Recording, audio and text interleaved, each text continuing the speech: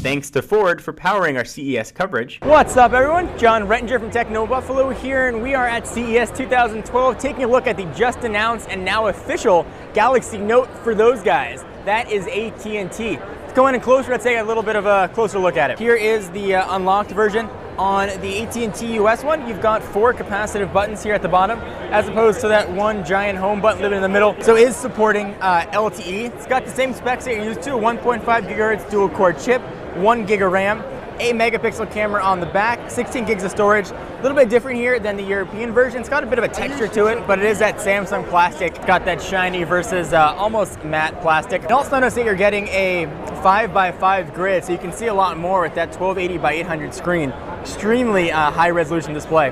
So I'll go ahead and go back. And also with the Galaxy Note, bump it back, there is the S Pen. It's not a stylus, it's not a capacitor stylus. It takes advantage of Wacom technology. So you can go ahead and use it to scroll around. You can also go ahead and write things like normal. I'll go ahead and show you a real quick example of that. Let's go ahead and jump into the Notes application. There's S Memo.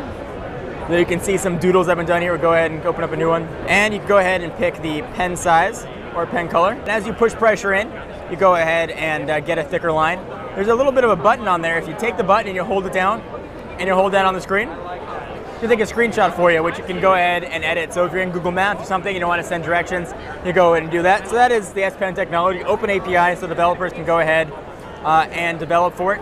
So around, you got a front-facing camera, I believe 1.3 megapixels, 8 megapixel sensor on the back. You can shoot full 1080p video with LED flash. And this guy is going to be available in the coming months. It's going to launch with gingerbread, but ice cream sandwich is coming soon. And again, it is one of the new LTE devices that AT&T announced. Let's bring in another phone you might know. So this is the 5.3-inch display. Let's bring in a 3.5-inch display. And this guy's in a case too, so it's got a little bit of thick and heft to it.